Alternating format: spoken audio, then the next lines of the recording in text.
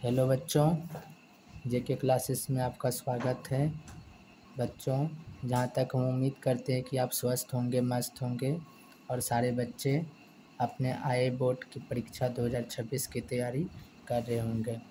तो हम लोग बच्चों 5 चैप्टर तक बीवीडी बायोलॉजी चैप्टर 5 तक हम लोग क्वेश्चन का डिस्कशन देख लिए थे। आज हम लोग बच्चों चैप्टर 6 स्टार्ट कर रहे हैं हम, जिस चैप्टर का नाम है जीव जनन कैसे करते हैं। अर्थात बच्चों जीवों में रिप्रोडक्शन सिस्टम के बारे में आज हम लोग पढ़ने वाले हैं। तो सबसे पहले बच्चों ये जानना ज़रूरी है कि जनन कहते किसको हैं। तो जनन एक प्रक्रिया है बच्चों, जो पृथ्वी पर जितने भी जीव हैं अपनी निरंतरता बनाए रखने के लिए, अपनी संख्या में वृद्धि के लिए, अपने अस्तित्व बनाए रखने के लिए जनन प्रक्रिया करते हैं सारे जीव। तो आज इसी चैप्टर के बारे में हम लोग मोस्ट इम्पोर्टेंट क्वेश्चन देखेंगे, जो कि आए हुए क्वेश्चन हैं अब तक के बोर्ड एग्ज़ाम में और आने की संभावना है। तो चलिए बच्चों हम लोग एक एक प्रश्न देखते हैं, जिसमें पहला लिखा है कि पूर्ण विकसित अंडाशय क्या कहलाता है। तो पौधों में जो बच्चे अंडाशय वाला भाग होता है, जो पूर्ण विकसित अंडाशय आपका फल बनता है। हम लोग जानते हैं कि बच्चों पेड़ पौधे बहुकोशिकीय श्रेणी में आते हैं और उनमें जो जनन की प्रक्रिया होती है वह लैंगिक जनन होता है। पुष्पीय पौधों में भी बच्चे कौन सा जनन होता है, लैंगिक जनन। और लैंगिक जनन होने के कारण पौधे का जो जनन अंग होता है वह पुष्प होता है, फूल होता है। और बच्चों आगे चलिए देखते हैं अगला क्वेश्चन कि कौन पुनरुद्भवन का उदाहरण है। तो ये हो जाएगा आपका हाइड्रा। हाइड्रा क्या है बच्चों, एक हाइड्रा में क्या होता है कि ये एक ऐसा जीव है, एक कोशिकीय जीव है और इसमें जो होता है जनन का मतलब अलैंगिक जनन होता है। इसमें अमीबा में भी अलैंगिक जनन होता है। अमीबा में द्विखंडन विधि होता है, जबकि हाइड्रा मुकुलन में आपका अलैंगिक जनन का मुकुलन विधि होता है। तो हाइड्रा क्या होता है कि एक ऐसा जीव है जो कि उसके किसी एक भाग में उभार आ जाता है और वहाँ से टूटकर एक नए जीव का अपने जैसे नए जीव को बना सकता है। परागकोश कहाँ पाए जाते हैं, परागकोश में क्या पाया जाता है, तो ये परागकण। परागकण कहाँ पाया जाता है, तो परागकोश में।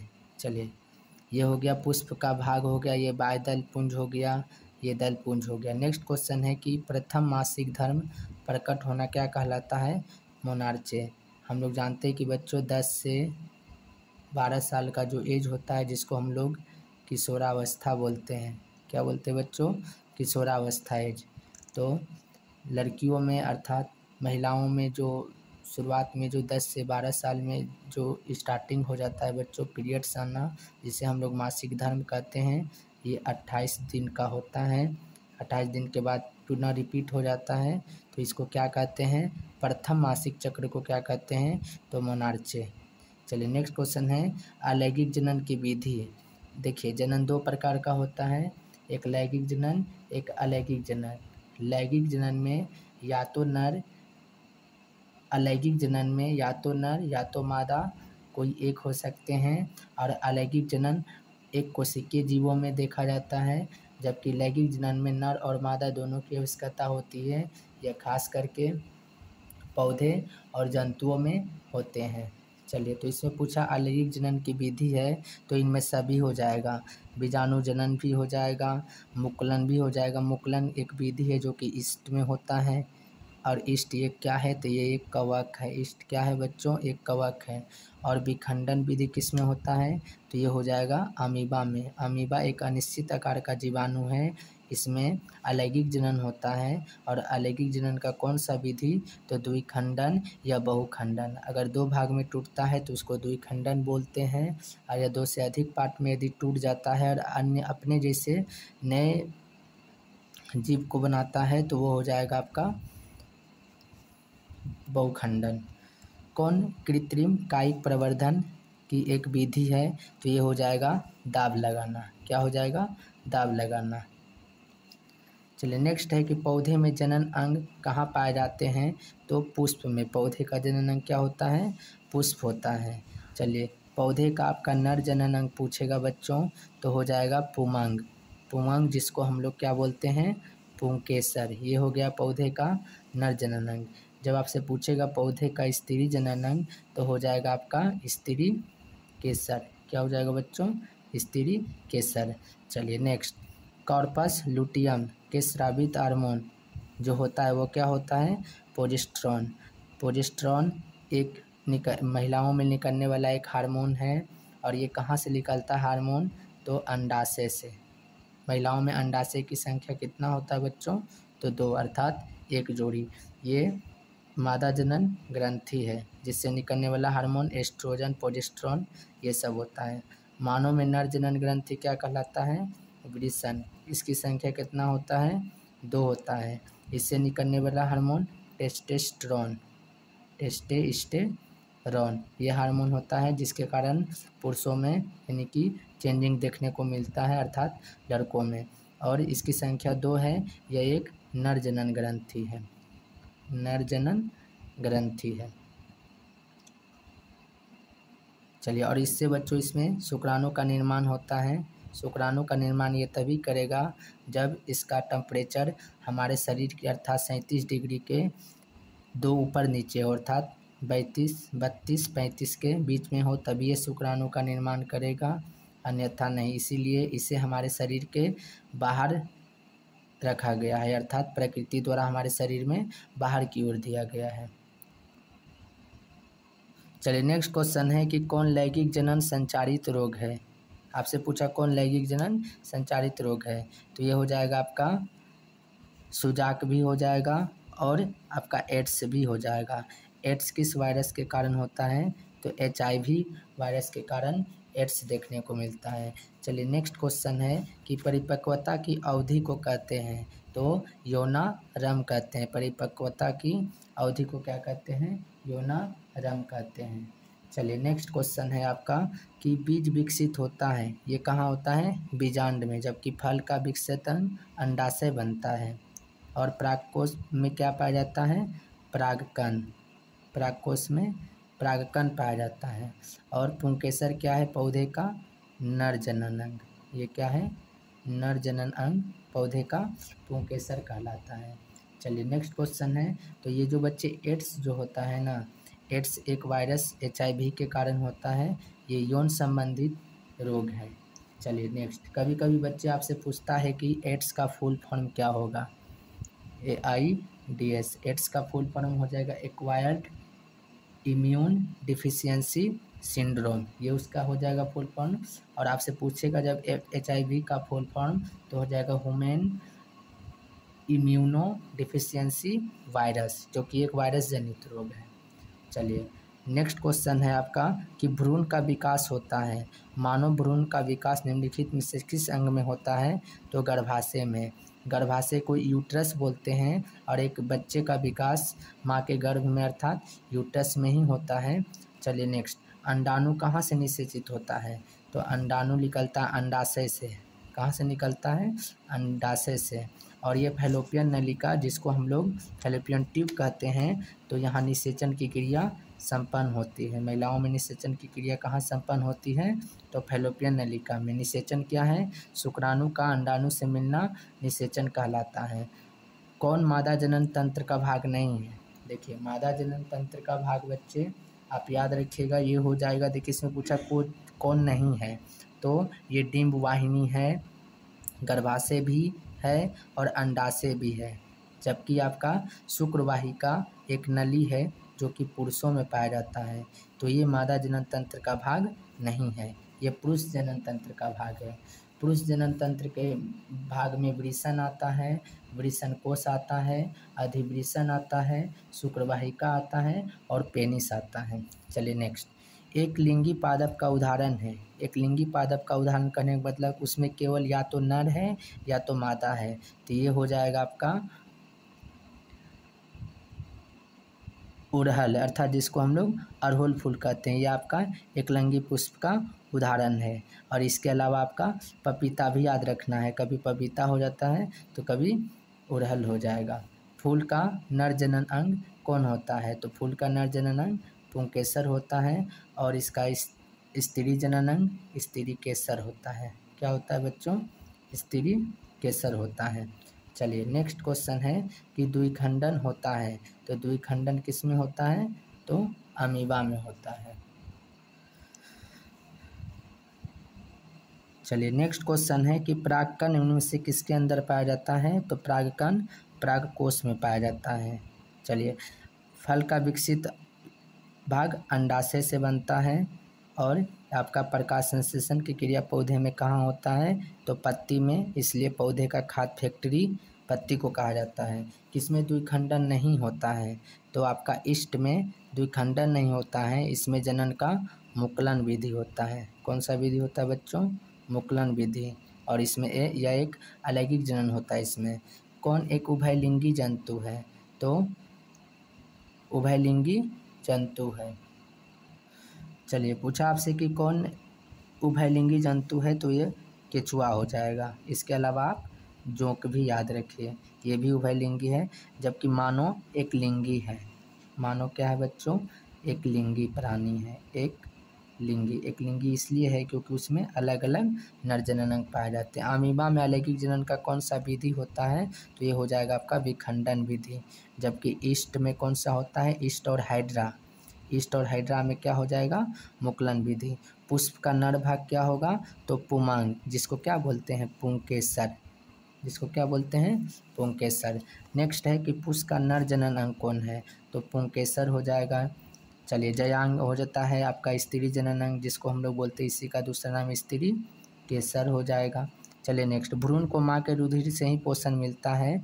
इसके लिए एक विशेष संरचना होती है जिसे कहते हैं प्लेसेंटा। प्लेसेंटा के द्वारा ही बच्चे के विकास में पोषण मिलता है, तो ये प्लेसेंटा के द्वारा। अलैंगिक जनन मुकुलन द्वारा होता है, तो मुकुलन द्वारा ईस्ट और हाइड्रा में। किसमें ईस्ट और हाइड्रा में अलैंगिक जनन का मुकुलन विधि होता है। अमीबा में कौन सा विधि होता है? द्विखंडन विधि। चलिए शुक्राणु का निर्माण कहाँ होता है? तो शुक्राणु वृषण ग्रंथि में बनता है। कहाँ बनता है? वृषण ग्रंथि में। जबकि अंडाणु कहाँ बनता है आपका? अंडाणु हो जाएगा अंडाशय में। और बच्चे का विकास कहाँ होता है? गर्भाशय में अर्थात यूट्रस में। चलिए नेक्स्ट क्वेश्चन है कि हाइड्रा बोले या ईस्ट बोले, यह प्रजनन का कौन सा विधि होता है? तो मुकुलन विधि। अमीबा में कौन सा होता है? तो ये हो जाएगा आपका द्विखंडन विधि। और लैंगिक यह जनन का एक विधि है जो कि बहुकोशिकीय जीवों में, पेड़ पौधों में लैंगिक जनन होता है। और पुष्प का कौन सा भाग परागकण बनाता है? तो कौन सा भाग बनाता है परागकण? तो ये हो जाएगा आपका पुंकेसर। पुष्प का कौन सा भाग परागकण बनाता है? देखिए बच्चों ये क्वेश्चन मिस्टेक लग रहा है, गलती लग रहा है। आप याद रखिएगा कि परागकण कहाँ पाया जाता है, तो आप बताइएगा परागकोश में। कहाँ पाया जाता है? तो परागकोश में। बाकी ये क्वेश्चन देख लीजिएगा। नेक्स्ट, अलैंगिक जनन की विधि है। अलैंगिक जनन की विधि इनमें सभी हो जाएगा। विखंडन भी होता है, मुकुलन भी होता है, द्विखंडन भी होता है। मुकुलन विधि ईस्ट हाइड्रा में हो जाएगा। विखंडन विधि में द्विखंडन आपका अमीबा में हो जाएगा। चलिए नेक्स्ट, कौन नर युग्मक है? नर युग्मक तो शुक्राणु होता है और मादा युग्मक अंडाणु होता है। महिलाओं में निषेचन कहाँ होता है? तो फैलोपियन नलिका में। फूल का नर जनन अंग क्या कहलाता है? तो ये हो जाएगा पुंकेसर। चलिए नेक्स्ट, पुष्पी पौधों में लैंगिक जनन होता है, तो फूलों में लैंगिक जनन की प्रक्रिया कहाँ होती है? क्योंकि जनन अंग क्या है? फूल है।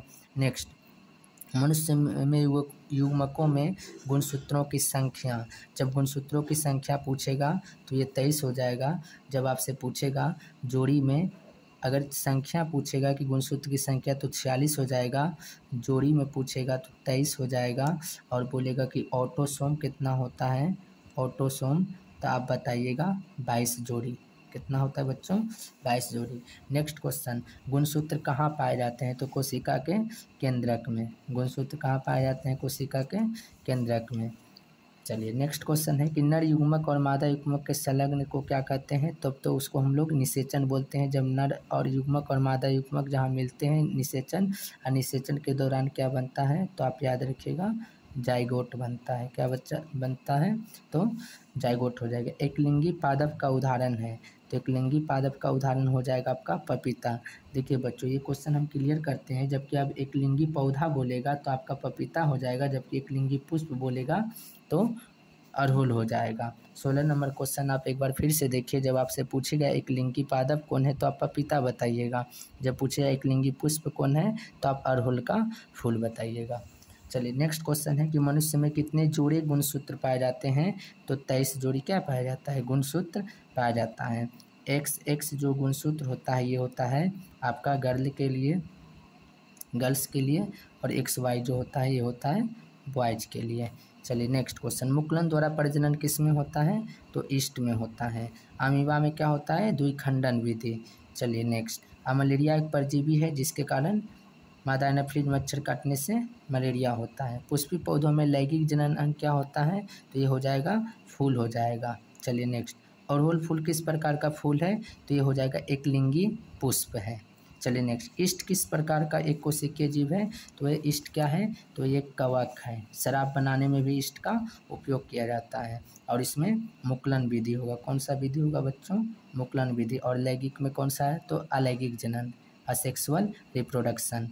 उभयलिंगी जंतु कौन है, तो उभयलिंगी जंतु में आपका हो जाएगा उभयलिंगी जंतु।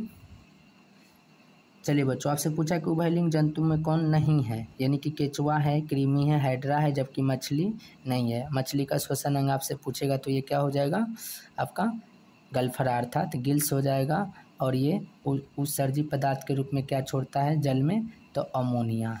चलिए नेक्स्ट, पुष्प के केंद्र अवस्थित मादा जनन अंग क्या होता है, तो मादा जनन अंग बच्चे स्त्री केसर हो जाएगा, जिसको क्या बोलते हैं, जयांग बोलते हैं। नेक्स्ट, परागकण कहाँ पाए जाते हैं, तो परागकोश में पाए जाते हैं। पुंकेसर क्या है, पौधे का नर जनन अंग। फूल का कौन सा भाग बदलता है, तो फूल का कौन सा भाग बदलता है, तो ये हो जाएगा अंडा से। अब बदल के क्या बन जाता है, फल बन जाता है। स्त्री केसर क्या है, ये स्त्री जनन अंग हो गया पौधे का, ये नर जनन अंग हो गया पौधे का। पौधों के मादा भाग को क्या कहते हैं, तो जयांग कहते हैं, ये इसी को बोलते हैं स्त्री केसर। चलिए, पुष्प का सबसे बाहरी भाग क्या होता है, सबसे बाहरी भाग आपका अंकुरियाँ हो जाएगा। चलिए उसके बाद आपका अंडाशय के भीतर पाया जाता है, तो अंडाशय के भीतर क्या पाया जाता है, बीजांड पाया जाता है। जब फूल को खोलते जाइएगा तो अंडाशय से भीतर क्या पाया जाता है, बीजांड। पुरुष का मैथुन अंग क्या कहलाता है, देखिए बच्चों मैथुन अंग क्या कहलाता है, तो ये हो जाएगा पेनिस, जिसको हम लोग शिश्न बोलते हैं। चलिए नेक्स्ट क्वेश्चन है कि पौधे में मादा युग्मक को कहते हैं, मादा युग्मक क्या कहलाता है, तो बीजांड कहला जाएगा, मादा युग्मक बीजांड होता है। नर युग्मक कहलाते हैं, नर युग्मक हो जाएगा आपका शुक्राणु। नेक्स्ट, और जबकि मादा युग्मक क्या होता है, अंडाणु। और जब यही दोनों आपस में मिल जाता है तो कौन क्या चीज़ का क्रिया होगा बच्चों, निषेचन। और निषेचन के दौरान क्या बनता है, तो जाइगोट बनता है, निषेचन के दौरान जाइगोट बनता है। चलिए नेक्स्ट क्वेश्चन, तने द्वारा कायिक प्रवर्धन क्या कहलाता है, इसमें सभी में, पुदीने में, इसके अलावा हल्दी में, इसके अलावा अदरक में, ये क्या है, इसका तना वाला भाग लगता है। चलिए, बीजाणु जनन अलैंगिक जनन की मुख्य विधि है, जिसमें किसमें होता है बीजाणु जनन, तो कवकों में बीजाणु जनन, और हाइड्रा में मुकुलन विधि होगा। चलिए ईस्ट में भी मुकुलन विधि, जबकि सब में कौन सा जनन, अलैंगिक जनन। किसमें स्वपरागन नहीं होता है, तो देखिए सूर्यमुखी पौधा में, बालसम में, पोर्चुलाका में, ये सब में स्वपरागन होता है, जबकि आपका मटर में इसमें स्वपरागन नहीं, इसमें क्या होता है बच्चों, पर परागन। परागन का कौन सा विधि, पॉलिनेशन। परागन को इंग्लिश में क्या बोलते हैं, पॉलिनेशन। तो पॉलिनेशन पौधों में दो प्रकार से होता है, एक होता है स्वपरागन, एक होता है पर परागन। जब एक ही पौधे के एक पुष्प से परागकोश से परागकण लेकर कर उसी पौधे के पुष्प में जाके वर्तिकाग्र तक पहुंचता है तो उसको बोलते हैं स्वपरागन। और जब एक पौधा का परागकण निकल के दूसरे पौधे के किसी पुष्प के वर्तिकाग्र तक पहुंचता है तो उसको बोलते हैं परपरागन। और पौधों में परागन हवा के द्वारा भी हो सकता है, पानी के द्वारा भी हो सकता है, कीटों के द्वारा भी हो सकता है। चलिए, सूर्यमुखी के पौधों में अंडाशय के भीतर बीजांड की संख्या होती है, तो एक, कितना होता है, एक। ईस्ट में अलैंगिक जनन का विधि कौन सा होता है, तो ये हो जाएगा आपका मुकुलन विधि। जबकि अमीबा में कौन होता है, द्विखंडन विधि, अमीबा में द्विखंडन या बहुखंडन। अंकुरन के दौरान नवोद्भिद पादप जड़ का निर्माण होता है, तो ये हो जाएगा मूलांकुर से। किसी भी अंकुरित बीज बच्चे मूलांकुर से होता है। लैंगिक जनन संचारित रोग कौन है इसमें? तो इनमें सभी गोनोरिया भी है, सिफिलिस भी है, एड्स भी है। एड्स किसके कारण होगा? HIV वायरस के कारण, HIV वायरस के कारण।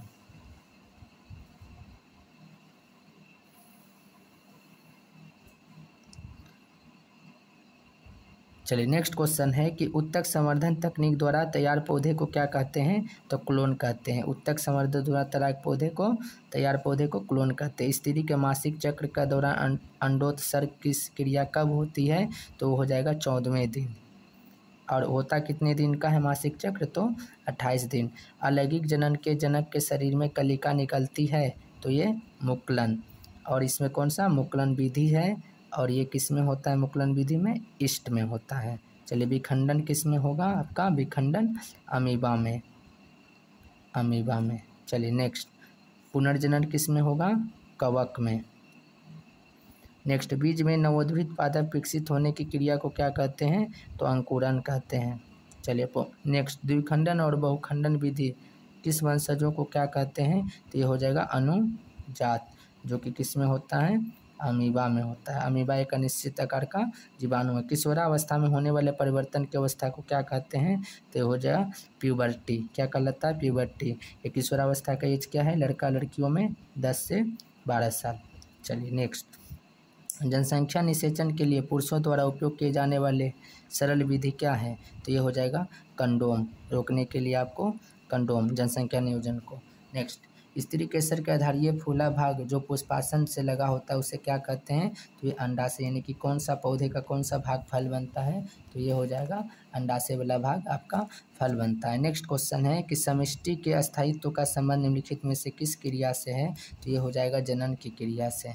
चलिए नेक्स्ट, पुंकेसर का वह भाग जिसमें परागकण अवस्थित होता है उसे क्या कहते हैं? परागकण। तो ये परागकोश में ही परागकण होता है। चलिए नेक्स्ट, युग्मकों में गुणसूत्र की संख्या कायी कोशिकाओं में गुणसूत्र की संख्या होती है, तो ये हो जाएगा आधी। कितनी होती है? आधी। भ्रूण कोश अवस्थित होता है, तो ये हो जाएगा बीजांड में। कहाँ पे होता है? बीजांड में। परागकोश में क्या पाया जाता है? परागकण पाया जाता है। चलिए, ये पौधे का आपका हो गया दलपुंज भाग।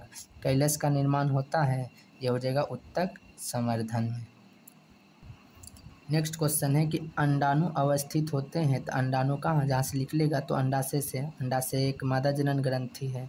चलिए नेक्स्ट, पौधों में निषेचन के उपरांत बीज विकसित होता है, तो बीज कहाँ होता है? बीजांड में होगा। नेक्स्ट, मानव में मासिक चक्र की अवधि क्या होगा? 28 दिनों का मासिक चक्र का अवधि 28, 19, 20 हो सकता है थोड़ा सा। चलिए नेक्स्ट, कौन स्त्रियों का बाह्य जनन नेंद्रिय है? तो ये हो जाएगा क्या? हाइमेन, हाइमेन है। चलिए नेक्स्ट, पुरुषों में सीसन का शिखर भाग क्या कहलाता है? यानी कि पेनिस का अंतिम भाग हाइमन। यानी कि देखिए बच्चों, हाइमन महिलाओं में भी होता है, हाइमन पुरुष में भी होता है। मानव में नर गोनाड कहलाता है, तो ये हो जाएगा वृषण। ये क्या है? एक प्रकार की ग्रंथि है, इससे क्या निकलता है? शुक्राणु। शुक्राणु का निर्माण वृषण में। शरीर के तापमान कम से कम कितना होना चाहिए? तो 32 से 35 के बीच रहेगा, तभी ये शुक्राणु का निर्माण करेगा। हमारे शरीर का तापमान होता है 37 डिग्री, इससे नीचे होना चाहिए, इसीलिए इसे शरीर से बाहर रखा गया है प्रकृति द्वारा। मानव में संपन्न होने वाला प्रजनन चक्र को क्या कहते हैं? तो इनमें सभी मासिक चक्र का आना जरूरी है, और आपका रजोधर्म और मासिक धर्म, ये प्रजनन चक्र को इनमें सभी हो जाएगा। नेक्स्ट, कौन बैक्टीरिया जनित लैंगिक जनन संचारित रोग है? तो ये बैक्टीरिया के कारण पूछा आपसे, तो इसीलिए इसका क्या हो जाएगा? सिफिलिस। यही वायरस के कारण पूछता तो हो जाता आपका एड्स हो जाता। चलिए, और सर्विक्स कैंसर भी एक प्रकार का यौन संचारित रोग है। बाह्य दल और दरपुंज को कहा जाता है, तो ये सहायक अंग कहला जाता है पौधों में। नेक्स्ट, एक रूपी पुष्प के सबसे बाहरी पुष्प पत्र को क्या कहते हैं? सबसे बाहर है तो बाह्य दल पुंज है। नेक्स्ट, चलिए, पौधे का जो बच्चे भाग होता है, मुख्य 4 भाग होता है पुष्पी पौधे का। एक पहला हो जाएगा बाह्य दल पुंज, उसके बाद होता है दल पुंज, पुमंग जिसका एक नर भाग है जिसको पुंकेसर कहते हैं, और पौधे का पुष्पी पौधे का ज्यांग जो मादा जनन भाग कहलाता है, वो हो जाएगा स्त्री केसर। चलिए नेक्स्ट, शुक्र जनन नलिकाएं कहाँ पाई जाती है? तो ये वृषण में। चलिए नेक्स्ट, जीवों में जिससे अलैंगिक जनन मुकुलन विधि द्वारा होता है तो ये हो जाएगा ईस्ट। जबकि द्विखंडन पूछेगा आपसे, द्विखंडन या बहुखंडन, तो हो जाएगा अमीबा। और ये एक अलैंगिक जनन का ही विधि है जिसमें या तो नर या तो मादा की आवश्यकता होती है, और जिसमें दोनों की आवश्यकता होती है उसे हम लोग बोलते हैं लैंगिक जनन। लैंगिक जनन में आपका नर प्लस मादा दोनों का होना जरूरी है। चलिए नेक्स्ट, क्योंकि इसमें जाइगोट का निर्माण होता है, निषेचन की क्रिया होती है, इसमें जाइगोट का निर्माण नहीं होता अर्थात निषेचन की क्रिया नहीं होती है। प्लेनेरिया में अलैंगिक जनन का कौन सा विधि होता है? तो ये हो जाएगा अपखंडन विधि। किसमें बोला? प्लेनेरिया में। एक ऐसा जीव है जिसमें अपखंडन विधि होता है। मुकुलन किसमें होगा? ईस्ट में। और किसमें? हाइड्रा में। बीजाणुजनन किसमें होगा? कवक में। और विखंडन किसमें होगा? अमीबा में। नेक्स्ट क्वेश्चन, निषेचन के बाद युग्मनज विभाजित होकर बनता है तो ये बन जाएगा भ्रूण। निषेचन की क्रिया के दौरान जो एक रूप बनता है जिसको हम लोग क्या कहते हैं? भ्रूण। चलिए, ईस्ट में सामान्यतः अलैंगिक जनन होता है तो ये किसमें होता है? कौन सा विधि होता है? तो ये मुकुलन विधि। पुनर्जनन किसमें होगा? कवक में। चलिए नेक्स्ट, स्वपरागन किन पौधों में संभव है? स्वपरागन तो वह केवल उभयलिंगी में ही संभव है। स्वपरागन केवल उभयलिंगी में। अब मानव एक लिंगी प्राणी है। मानव कौन सा प्राणी है? एक लिंगी प्राणी है। नेक्स्ट, मानव वृषण अवस्थित होता है तो वृषण कोश में। कहाँ अवस्थित होता है? वृषण कोश में। चलिए नेक्स्ट क्वेश्चन है कि मानव शुक्राणु और अंडाणु का निषेचन होता है तो ये फैलोपियन ट्यूब में होता है। निषेचन की क्रिया वहाँ पे क्या होता है? अंडाणु शुक्राणु से मिल जाता है तो निषेचन की क्रिया हो जाती है। निषेचन के बाद क्या बन जाएगा बच्चों? जाइगोट बन जाता है, जाइगोट। और ये क्रिया सब संपन्न कहाँ होता है? तो अंडवाहिनी में या फैलोपियन ट्यूब में। मानव में निषेचन की क्रिया कहाँ संपन्न होती है? तो अंडवाहिनी में। इसी को इंग्लिश में क्या बोला? Fallopian tube. चलिए नेक्स्ट, जंतुओं के विपरीत एकल पौधे में जनन का सबसे सरल विधि क्या है? प्राकृतिक कायिक विधि, कायिक प्रवर्धन। नेक्स्ट, गर्भाशय के आंतरिक स्तर को क्या कहते हैं? तो ये कहेगा एंडोमेट्रियम। क्या कहलाता है? एंडोमेट्रियम। जिस जीव प्रक्रम द्वारा अपनी संख्या में वृद्धि करते हैं उसे कहते हैं। तो ये जनन का एक विधि है जो कि संख्या में अपनी वृद्धि करते हैं। चलिए, बहुकोशिकीय जीवों में होने वाला मुकुलन का उदाहरण है तो हाइड्रा। बहुकोशिकीय जीव होते हुए भी इसमें मुकुलन विधि होता है, अलैंगिक जनन का मुकुलन विधि। चलिए नेक्स्ट, स्त्रियों में मूत्र जनन नलिकाओं का रोग ट्राइकोमोनियसिस है। ये क्या है? तो प्रोटोजोआ जनित रोग है। प्रोटोजोआ जनित रोग। लैंगिक जनन संचारित रोग है तो ये हो जाएगा वायरस जनित रोग, जिसको हम लोग क्या बोलते हैं? एड्स। एड्स हो जाएगा जो किसके कारण हुआ? HIV वायरस के द्वारा। चलिए नेक्स्ट, मानव पुरस्थ ग्रंथि का कार्य क्या है? वीर्य का निर्माण करना। नेक्स्ट, अंकुरन की स्थिति में भ्रूण का पोषण किसके द्वारा होता है? तो ये हो जाएगा बीज पत्र के द्वारा। बीज पत्र संचित कहाँ होते? खाद्य पदार्थ से। बीज पत्र में संचित खाद्य पदार्थ से। जनसंख्या नियंत्रण हेतु भारत में कारगर सरकारी योजना का क्या नाम है? तो ये हो जाएगा आपका परिवार नियोजन। चलिए बच्चों, यहीं पे और जनसंख्या नियंत्रण का क्या उपाय है? तो पुरुष नसबंदी। पुरुष नसबंदी क्या कहलाता है? वैस्कोटोमी। वैस्कोटोमी। पुरुष नसबंदी में क्या होता है? जो शुक्रवाहिका की नली होती है उसे डॉक्टर द्वारा काट दिया जाता है या फिर धागा से बांध दिया जाता है। अगला एक होता है ट्यूबेक्टोमी। क्या होता है? ट्यूबेक्टोमी। ये होता है आपका पुरुष नसबंदी। या ये वैस्कोटोमी बोलेगा तो पुरुष नसबंदी, ये होता है महिला नसबंदी। महिला नसबंदी, नसबंदी तो आप बताइएगा, हो जाएगा आपका ट्यूबेक्टोमी हो जाएगा, जबकि पुरुष नसबंदी वैस्कोटोमी हो जाएगा। लास्ट क्वेश्चन है आज का, अंडोत्सर्ग के बाद परिपक्व ग्राफियन फॉलिकल किससे परिवर्तित होता है? तो ये हो जाएगा कॉपर लुटियम से। क्या हो जाएगा? कॉपर लुटियम से। चलिए बच्चों, तो आज के लिए बच्चों इतना काफ़ी है। हम उम्मीद करते हैं कि सारे बच्चे मन से पढ़ते होंगे। तो बच्चों, जाते जाते हम आपसे एक प्रश्न पूछना चाहते हैं कि आप हमको बताइए कि गुणसूत्र का खोज किसने किया? गुणसूत्र का खोज किसने किया? सारे बच्चे कमेंट में आंसर दें कि गुणसूत्र का खोज किस वैज्ञानिक के द्वारा किया गया था। चलिए बच्चों, धन्यवाद बच्चों आज के लिए।